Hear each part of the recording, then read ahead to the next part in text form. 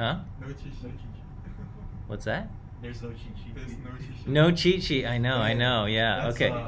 That's a hot take. Yeah. All right. Well, let's talk about it. Okay. All right. Well, happy 10th week, Wednesday, and this is our last class of the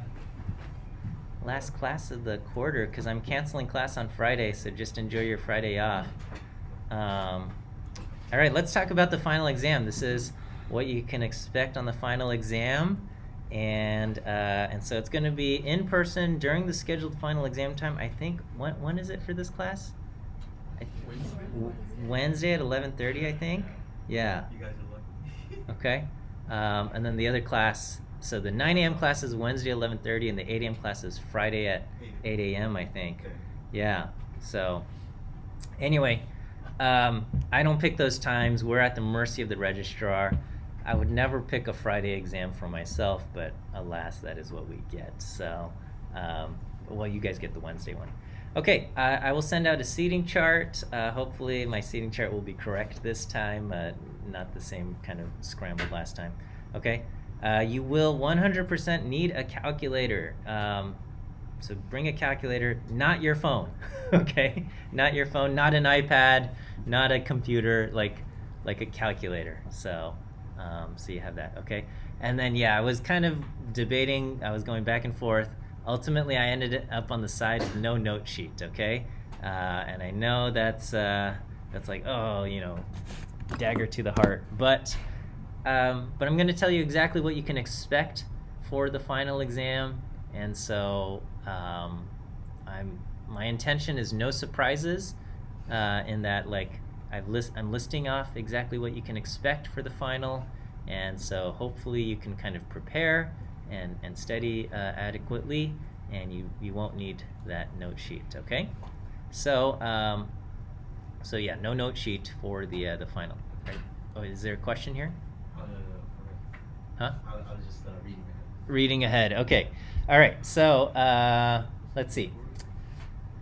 You'll have a few floating point questions. So this will be a lot like the questions that you saw in homework 5, where you had like this miniature floating point system, and I said like, hey, how would you express this number in this floating point system, and what would these sequence of bits represent, and I don't know, like what's the biggest this number, the smallest non-zero normalized number or something like that. So so just be familiar with how floating point arithmetic works there, and expressing numbers and stuff like that. Okay. I will give you some one-dimensional functions, right? You plug in an x, you get out a y or f of x, and then I'll ask you to find the roots of some of these things using a root finding method. So we've covered a handful of root finding methods like fixed point iteration, Newton-Raphson method, secant method, bisection, things like that. And I will, I'll give you the function, I'll give you a starting point, maybe multiple starting points if it's something like secant method, and then I'll ask you to manually perform some iterations. So it'll be kind of like, so in the homework you wrote the little algorithm to do these things. And you can try this out yourself by like plugging in numbers yourself and see if you can kind of get the same numbers that your homework has output, right? So if your homework is, so if you run one of those functions and so you just have to kind of learn how these things go. For Newton-Raphson method, you are expected to be able to figure out the derivative of some kind of function. So I'll give you a function, you are expected to figure out the derivative.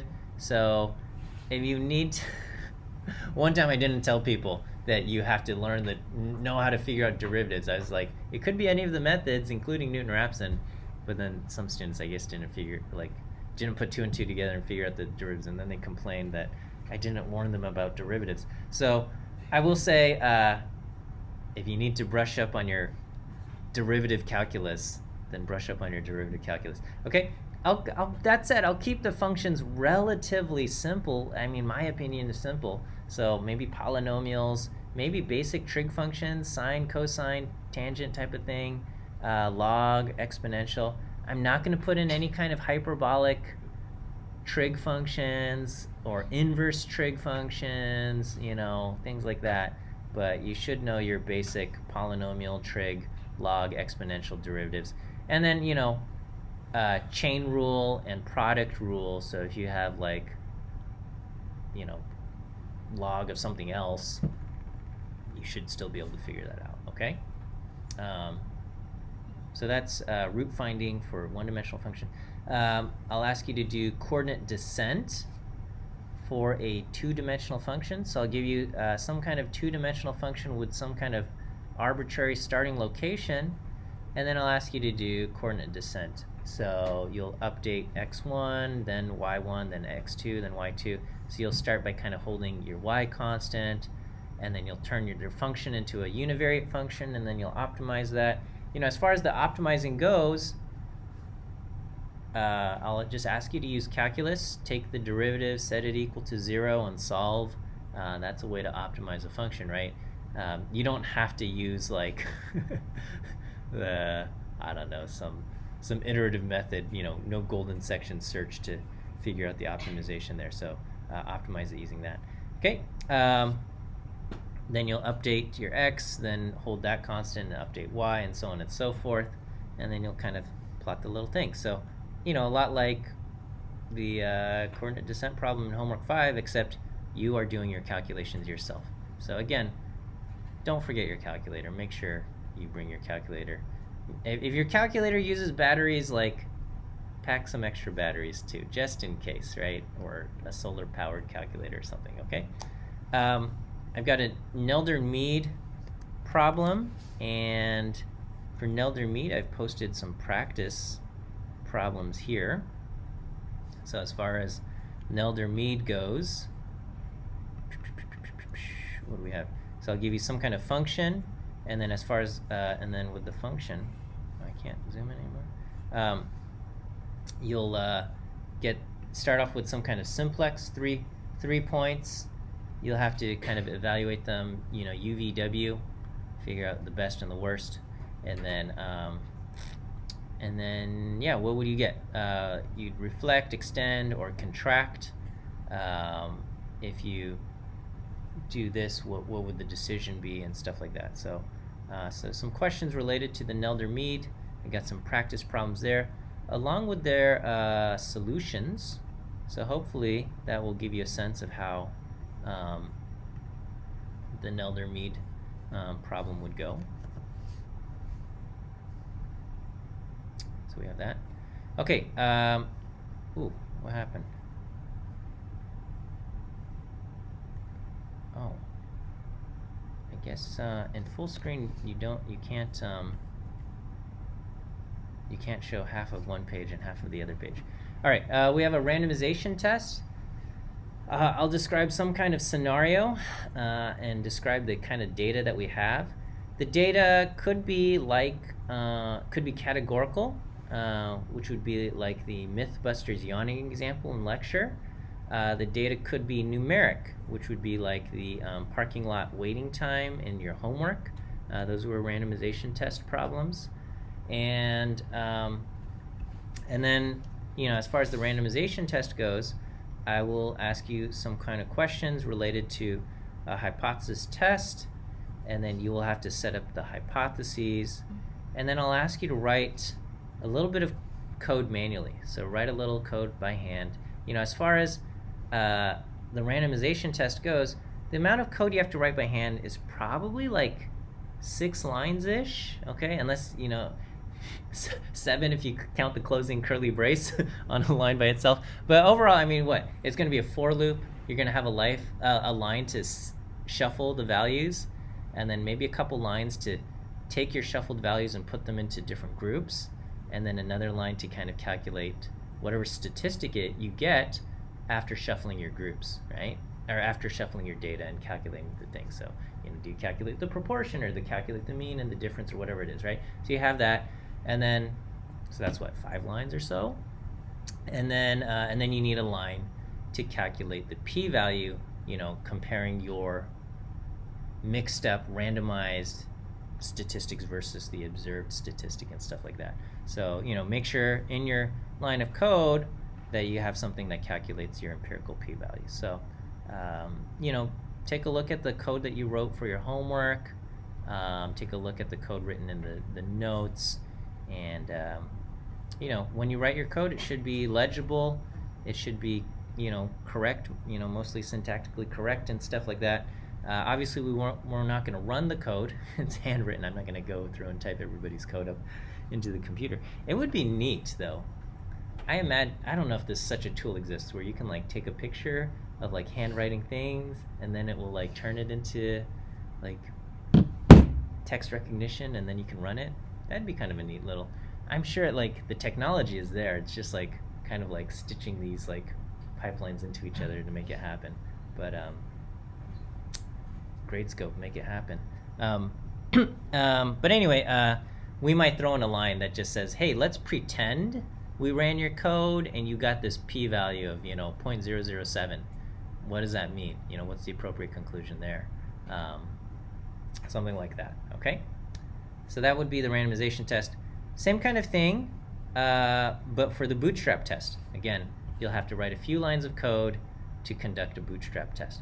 As far as bootstrap test goes, you can have parametric bootstrap, so you'll have to use something like our norm, our unif, or whatever kind of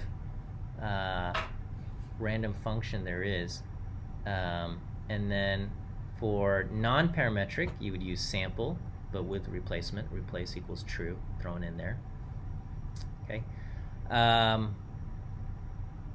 won't ask you to use package boot. However, if you want to use package boot, I won't disallow it. Okay. So it's not required, but if you want to use it, you can. I'm not going to say you're not allowed to use it, but I'm not going to require it. And that's that, okay? I'll tell you whether it's going to be a parametric or non-parametric test. And if it's a parametric test, I'll tell you which parametric distribution is sampled from. And you'll have that, okay? And that's that. And then last bit, you'll have some conceptual questions. The conceptual questions will all be stuff, I guess, I wrote from after the midterm exam, although there is a technicality. We had floating point arithmetic. We technically started the lecture before the midterm exam. So we had 2 lectures on floating point numbers, and one was before the midterm exam. And so I should say topics beginning with floating point stuff. So technically 1 lecture before the midterm up to, I don't know, what did we cover most recently? Anyway, floating point stuff. Okay, starting from floating point stuff up to the end. Okay, and most of these questions should be. My goal is to make them simple so that you can answer them with like one question. I do not enjoy reading giant paragraphs of text for responses, so simple and to the point is always better for me. So, that's my request. But yeah, that's that. So I have an example. This would be, I guess, a little bit of a tougher question. One is a fixed point, an attractive fixed point, and it's when the derivative of the function at that fixed point a is less than 1, then it becomes then it's an attractive fixed point when the absolute value of the derivative technically. But I don't know. Other kinds of conceptual questions are available. Okay, any questions regarding what the final exam might look like? This is my intention. Is I'm gonna you're gonna have them. Questions kind of line up like this exactly. So 1, 2, 3, 4, 5, 6, and 7. 7 types of 7 things there. Okay. Yeah. For the conceptual questions, the last topic that it covers, like toward the end of last lecture. Yeah, you know what? Let's make the last one 9th week Friday. Okay. So I won't put in kernel density estimation. Okay. So from what? 6th week Monday to 9th week Friday. So 4 weeks of content. Is that right? Okay. Only till package boot. Up to package boot. Yeah.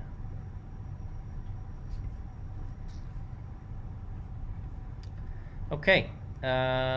that's that. What to expect for the final exam.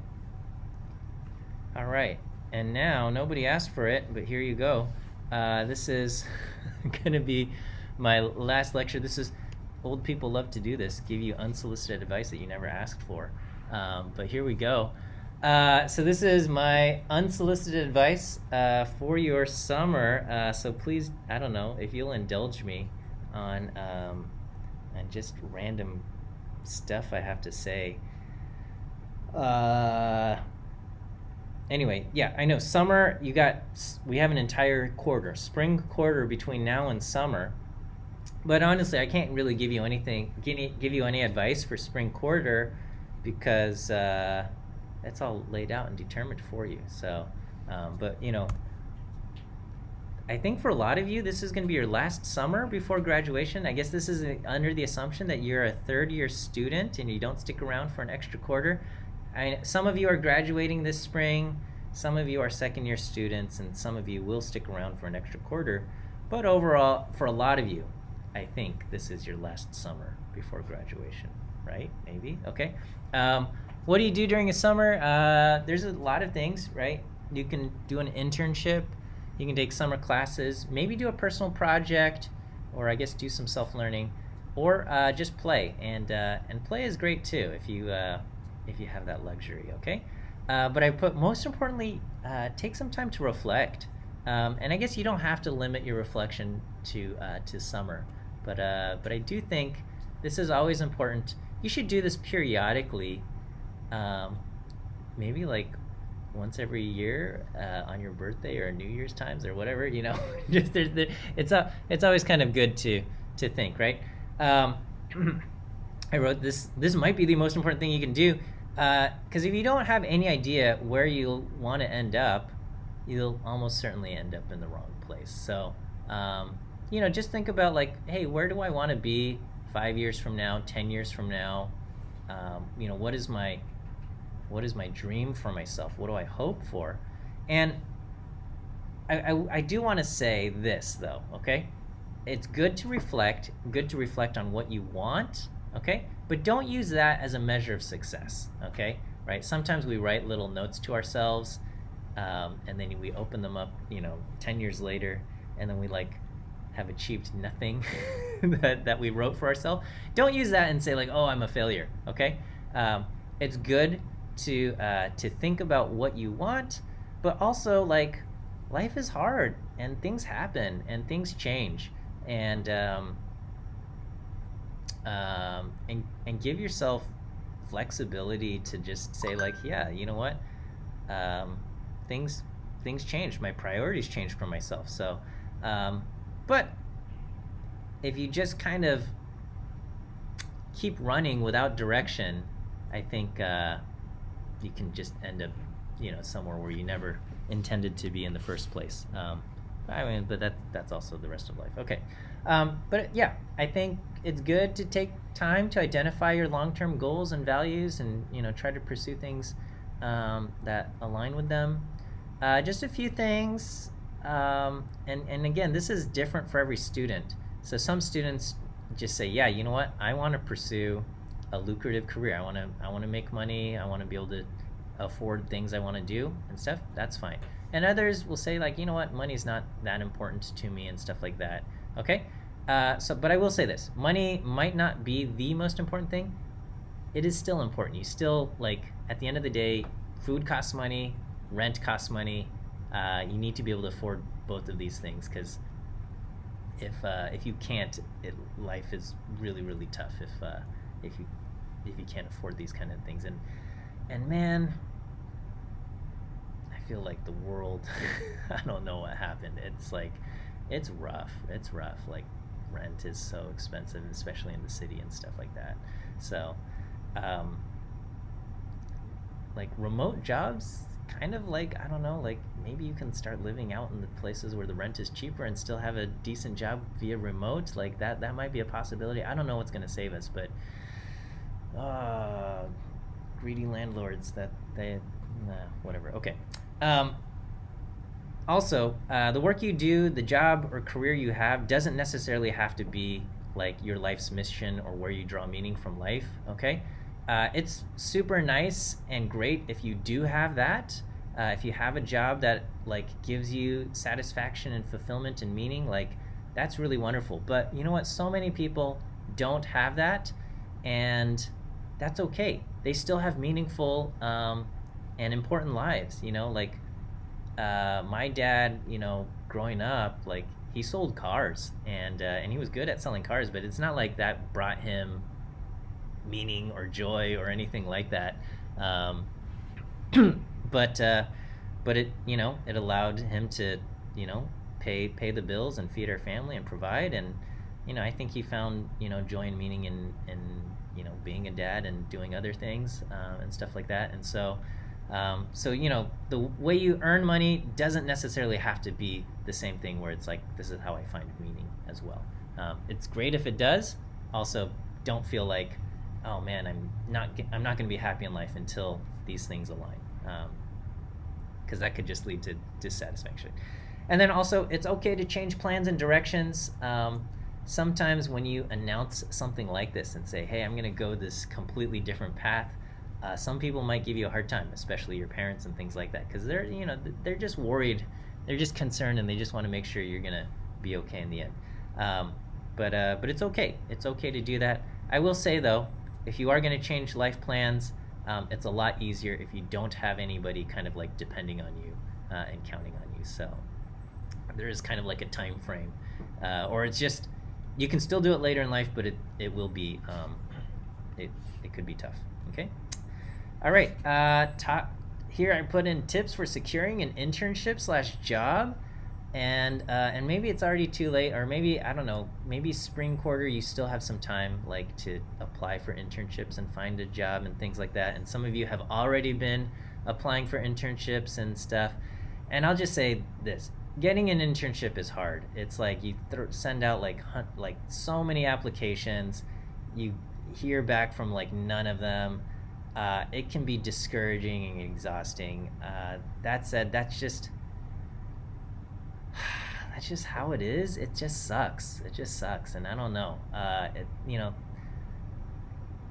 There's a lot of things in life where it's like you're trying to find a match, and I don't know why this process it just sucks like all the time, right? Like, so finding a job, finding an internship, but also like on the personal side, like dating and like finding somebody that you're like compatible and like get along with, like it's just rough, right? And so until like you are able to find a proper match, like when a match works out, it's great, but if it doesn't, it, like that whole process and journey, like it just kind of sucks. And so I don't envy the position you're in. And so I'm putting stuff up here, and I fully recognize it's way easier for me to just say this stuff and not be in your shoes, because like you have classes, you have work, you have all of this other stuff vying for your time and attention. And so like, who's got time for all of this stuff that you're putting on there? Again, you got to balance all of these things. If you can't afford the time for this, don't feel bad. If you're able to, that's great. So I guess these are things like where your time could be most impactful as far as in this pursuit.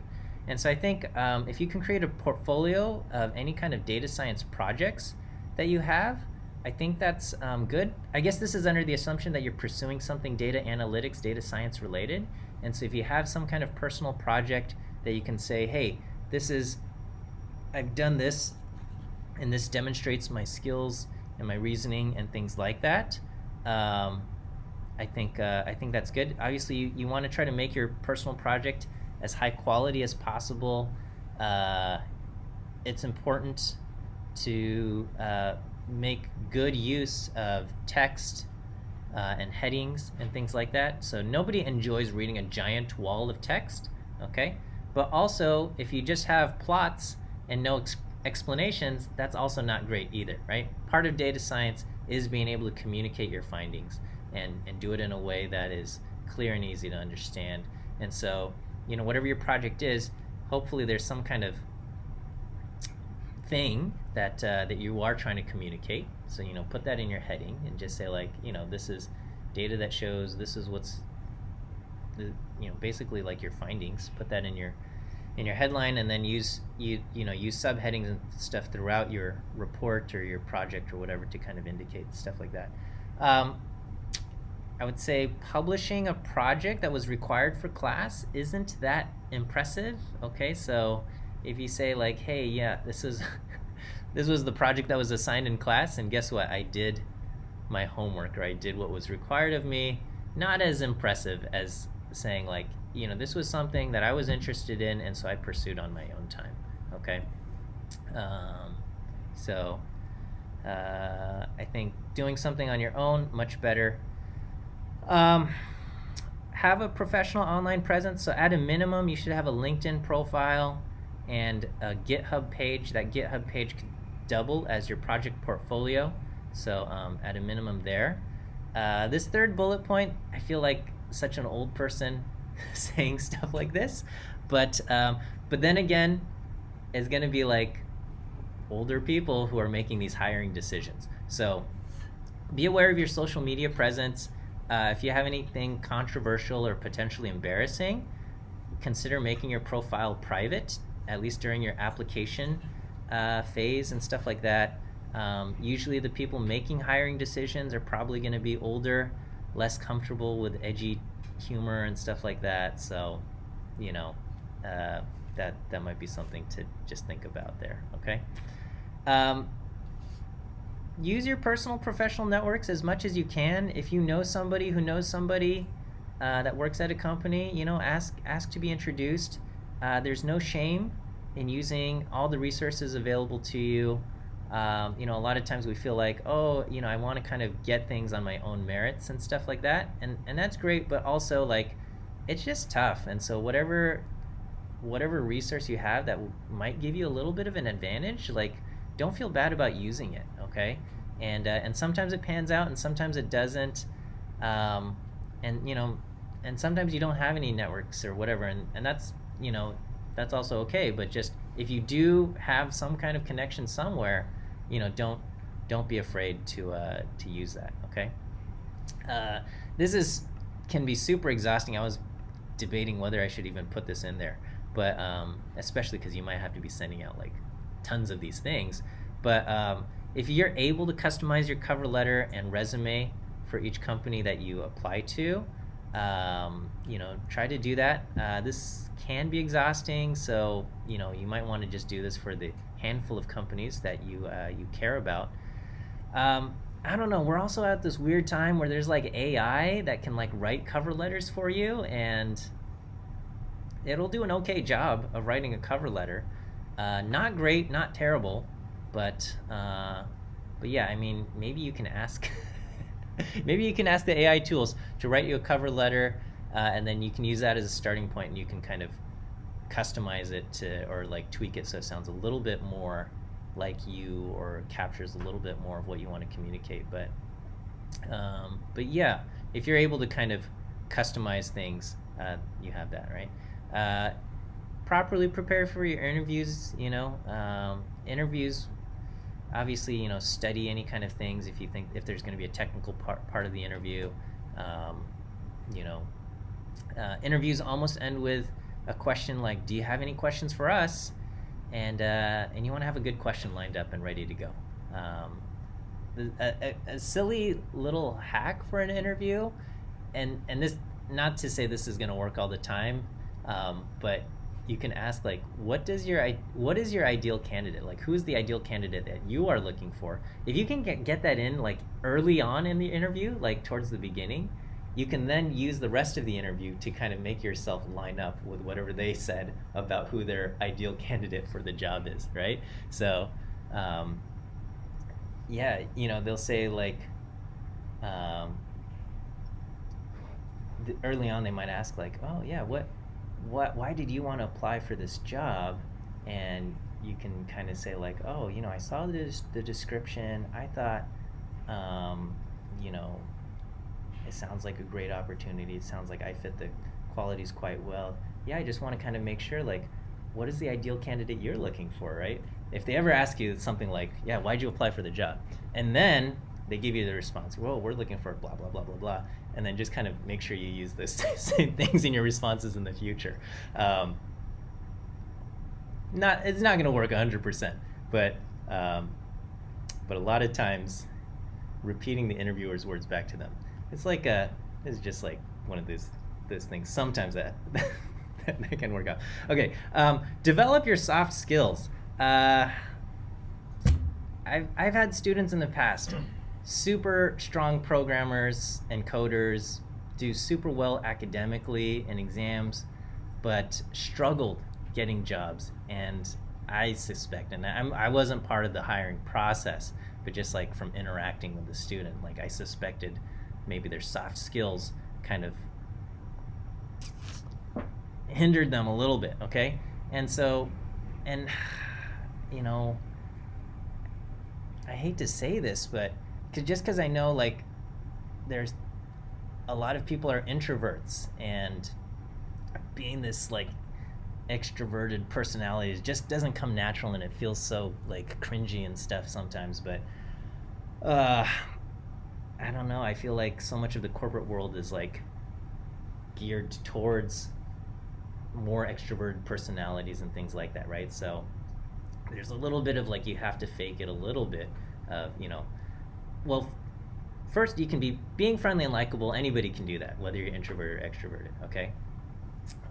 But yeah, being a little bit more outgoing or stuff, at least during these application things, I think can help, just stuff like that, right? Okay, dress well. Dumb things like sending thank you notes can sometimes make the difference, and it feels so like arbitrary, and it's just, yeah, sometimes that's what happens. But yeah. Okay, let's say you got an internship. Congrats. How do you make the most of your time there? Ooh, okay. One, ask questions. It always feels so embarrassing asking questions about basic things when you're working on a project and stuff. But you know what? You're the new person there, so you do get a pass for all of these questions that you ask. And yeah, ask questions about the project you're working on, about the tools that are being used, anything that's unfamiliar to you. You want to learn all of the answers to these questions, to the point where if there were a new intern who joins after you, you'd be able to kind of like show them the ropes and stuff like that, okay?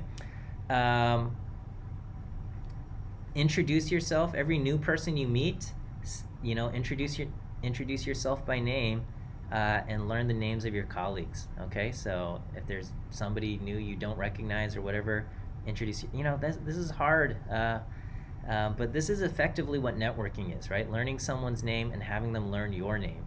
And just by them knowing who you are, that you exist and stuff, like can pay off later on, right? So, attend meetings, social events, and things like that, stuff like that, okay? This one, try not to get caught goofing around. Think of an internship like an audition. A lot of times internships could be turned into like full-time job opportunities, if you do a good enough job, if you do like well, right? So, if you find yourself kind of with spare time, try to avoid the temptation to kind of go on websites or an app to kill the time. Try to look for things to do. See if you can ask, what can I do to make myself useful? Anything you can help around. If your boss or whatever can't think of anything, see if there's some existing process that you can kind of automate or speed up. Anything to kind of squeeze out efficiency, stuff like that. Those kinds of things are great. And then make sure you kind of just document your work. You should keep a little like log or journal of like things that you've worked on each day, and then ask for feedback on anything that you submit or your projects there. I don't know. That's just what I think you can do to try to make the most out of your internship time, if you do have one. Okay. If you don't have an internship, no worries. Okay. If you're not taking classes or whatever, or even if you are taking classes, if you do have time to do something, you can work on a project that you can then put into your portfolio. If you're thinking about something in data science, data analytics, I would say do some kind of data related project. Make sure you pick data that you understand and have familiarity with. I think this is important. So, there's when you go online, there's lots of sources of data. There's Kaggle, there's these different data repositories, machine learning repositories. Avoid the temptation to pick something that sounds cool, but if you're not familiar with it, don't use it. So, like, there's like a popular data set. It's like this wine data set where they like measure the acidity and stuff like that. Unless you're an expert in wine, don't use it, right? what's an expert in wine? I don't know, but what's the difference between a Cabernet and a Merlot? Like, if you know that, like, okay, maybe this is a reasonable thing to do. But if you're like, I don't know, I think those are both red wines, this is not going to be a good data set to work with, right? So things that a lot of students, depending on who you are, you might be familiar with would be things like, sports data sets. If you're familiar with a certain sport, go for it. But, that said, there's a lot of people looking at sports data sets too. But that's okay. You can still kind of try to find something interesting. But yeah, taking sports data as an example, if you're familiar with, say, baseball data, one of the columns of data that you'll look at is something like batting average. And with batting average, you'll have a sense of like what's a big number, what's a small number, what's realistic and what's unrealistic. And if you're familiar, if you see the number 0.280 for batting average, you go, okay, that's pretty decent. If you see the number 0.540 and you're familiar with baseball, you'd say that's absurdly high, okay? But if you're not familiar with baseball, the difference between 0.280 and 0.540 might not seem like a huge difference. But and so this is just to emphasize that you need to be familiar already to have a sense of like what is a big number and what is a small number, because almost certainly somewhere in your data you're going to have a few data points that are odd, these outliers or something like that, and you need to be able to identify them and be able to kind of reason about these things. And so, as you're looking at these things, you might come across like something like, oh, here's some data on like cancer cells or like potentially cancerous cells, and can you identify which ones are cancerous and which ones are not? And I suspect most of you are not experts in this kind of stuff, and so I think it's really risky and naive to try to like just say, hey, I'm going to just throw this into a machine learning algorithm and hope to get some good results. I don't think that's a wise idea. So just look for something you're kind of familiar with and do some kind of project. Okay, what kind of projects can you do? I think one of the most straightforward that you can kind of evaluate and see if you've done a good job is a predictive modeling project. Basically, you take data and then you take the data in, you train it on something, and you try to make predictions on new data, or like part of the data you do like a cross-validation thing where you split it and you train it on one part and you test it on the other part and evaluate how well your predictions are. Okay, that said, these are two projects I strongly recommend avoiding regarding predictive modeling projects. One, predicting stock market prices. Okay, this is not a worthwhile project at the undergraduate level, at the just a solo project type of thing, right? This is, yes, there are entire kind of firms and stuff like this is what a quant tries to do, okay? But this is like somebody who's successful at this, gets paid bajillions of dollars, and then they work for these big companies, and they have resources regarding amounts of data and stuff that's just not going to be accessible to you. So trying to figure out predicting stock prices based on, whatever you have available to you, this is just not going to be a worthwhile thing, okay? And then also predicting outcomes of individual sporting events. Also, not something, there's just so much variability within a single sporting event, right? So within just like one game, there's just like wild things happen. You might be able to predict like at the end of the season, this is what I expect for the standings to be. These are going to be your top teams and these are going to be your bottom teams and things like that. It's something that aggregates. But trying to predict individual outcomes, like who's going to win this particular game, there's too much variability. I think it's going to be tough, right? And again, if you could, like, you have basically all of Vegas and all of the sports books are trying to do this, okay? And they use that to set their lines, and they make billions of dollars. This is a $1 billion industry, something like that. So basically, trying to replicate a $1 billion industry in a summer project, it's not a worthwhile thing, okay? So do something much smaller scale, something much less ambitious, okay? Other projects that you can kind of do, these are kind of like, I guess, also opportunities to learn a little bit, stuff like that. So like some kind of time series analysis, a classification thing, a natural language processing project. These are kind of like, you got to learn some of this along the way as you do it. And you might have like kind of a simple little project at the end that says like, hey, here's a data set and I tried this out and I got some basic results out of that. And I think that's fairly decent to just kind of say like, I took this as a learning opportunity, wanted to teach myself something, wanted to see if I could get something to work on some kind of data set that was other than the example used in the textbook, okay? Or data visualization dashboards, for whatever reason, are popular, and they're kind of fun. So you might be able to cobble together some kind of web application or something like that. And you can also consider participating in a Kaggle competition, and especially if you're able to kind of place in that. Usually a Kaggle competition is some kind of predictive modeling project. But yeah, I guess you'll get a sense of like, how good am I doing by kind of like, because other people might be competing and stuff like that.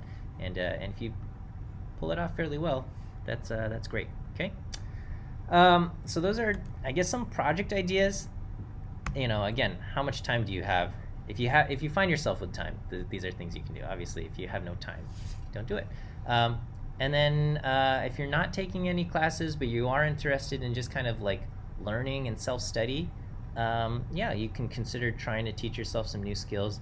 I think this is a partial list of potential ideas worth exploring, I think, for you, and that would be like, you can explore Python programming. If you do Python programming, you can go into like taking it further with a little bit of machine learning with scikit-learn and learning like how to use that package. Or you can learn data visualization, and there's several packages for Python.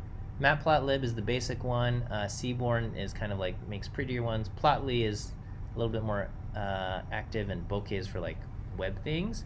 As far as R goes, I would say ggplot is really the one you should invest in. There's also Tableau, which is completely separate from everything else, but you can make these little dashboards and stuff with it as well. You might also spend some time trying to learn SQL or Git or GitHub. I think these are all pretty useful skills, or pretty often skills that show up in like, this is what we're looking for in applicants and stuff like that, okay? And then as far as resources go for self-study, I think almost all of my Python lectures from Stats 21 are available on YouTube. You just kind of go to my channel and search for Stats 21. Have a playlist from like 2021, so I guess like 3 years ago. But you can also search for like the most recent ones. You just put in 2023 Stats 21, and from 2023, that was fall quarter of last year, and you can do that. There's a bunch of like resources. This textbook I really like, Think Python, I think is a good introduction to the language. That's the textbook I use in Stats 21. So if you're going to take Stats 21, I mean, you don't have to bother, but if you're not, this is a good textbook. Also, with the UCLA library, you have online access to a bunch of things. So like the entire O'Reilly catalog, you can use that. So I think that's great. Data Camp, I think, is a good website. It does require paid subscription, so you have to decide for yourself whether or not it's worth the subscription fee. If you do take my Stats 21 class, you get a free subscription to Data Camp for the I think 6 months or something, which is pretty great. So because they give free academic subscriptions to people and enrolled in. So I always kind of register a class with them, and they've been doing it, which has been great. Okay, and then there's a ton of other either free or low cost classes online on these kind of massively online platforms like Coursera or edX. You can either get them for free or like $20 or something like that. You can get hours of content there. So I don't know. Thanks for listening to just unsolicited advice here. Maybe it's helpful. Maybe it's just kind of like, oh gosh, this is this is not helpful. But anyway, I just wanted to throw that out there. It's been a pleasure being your teacher this quarter. Good luck as you study this week, and if you haven't done so already, please take a moment to fill out your course evaluation. They are due Saturday 8 a.m. So you just have a few more days to do that. So please take the time. Otherwise, good luck. Have a great rest of your day. I'm canceling class on Friday, so enjoy the rest of your week. Good luck on all of your finals, final projects, and whatnot. And we'll see you at the final exam.